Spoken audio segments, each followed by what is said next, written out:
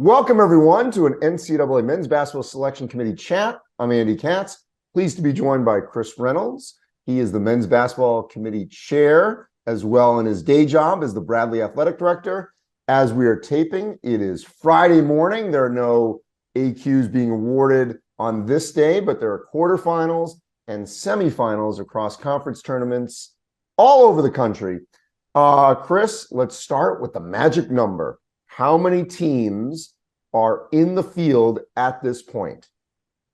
Well, we brought over 8 teams yesterday, and so we have 4 seed lines in place right now. Right now, 28 teams. And so we plan to have another day of selecting and seeding teams conditionally, I'll say, because all those teams have to go through the scrubbing process. And so all those teams that are on the 4 seed lines need to be scrubbed. And so I just want to make sure it's clear that nothing is set in stone because teams have to be scrubbed.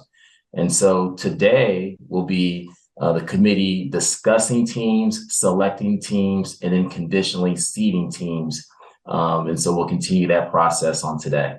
Yeah, that's the key word, conditionally seeding. The bracket is not locked, obviously, until Sunday. So by my count, that's 28 teams conditionally in the field on seed lines, plus the AQs that have already been awarded across the country. All right, so we do this every year, but people have to be reminded, when you say that teams are being scrubbed, we are not in an OR, we're not scrubbing for an operation here. What does that mean by scrubbing teams for the field? Well, what that means is that we look at the seed list and we start at the very top, 1, 2, 3, 4. And so we'll take the first 2 teams on the seed list. And then let's say, for example, the second team on the seed list, we'll compare that team to the number 1 team on the seed list and also to the third team on the seed list. And so any teams that are adjacent to a team are compared and contrasted. And so we take seed number 2 overall compared to seed number 1. If we believe that the number 1 overall seed should stay, then we compare the second team to the third team, and we proceed down the seed list. So on February 18th, you guys released your top 16, which are the top 4 lines.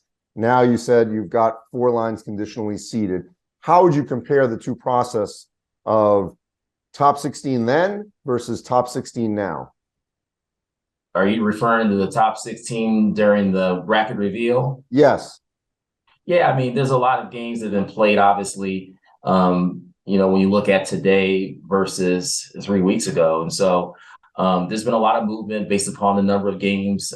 Teams have gone up and down that seed list. And so it's been great conversation over the last couple of days with regards to where we are now. Our conference monitors have been given reports over the last 3 weeks to update us on how teams have done from a competitive perspective and also a playability perspective. Teams have gotten healthy, resumes have been enhanced. And so there's been a lot of change, a lot of movement. And so we've had robust discussions over the last couple of days with regards to where we are currently. When we started this week, we talked about teams that are under consideration, and there was obviously a number of teams that are on that list. How long during this process does a team stay on the under consideration list? Well, a team will stay on the under consideration list until very late Saturday night.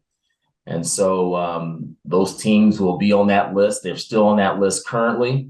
And until the field is selected, those teams stay on the list. It is not normal for a visitor, but new NCAA President Charlie Baker is making his rounds. He's going to be on Friday at the Division II Swimming Championships at IUPUI.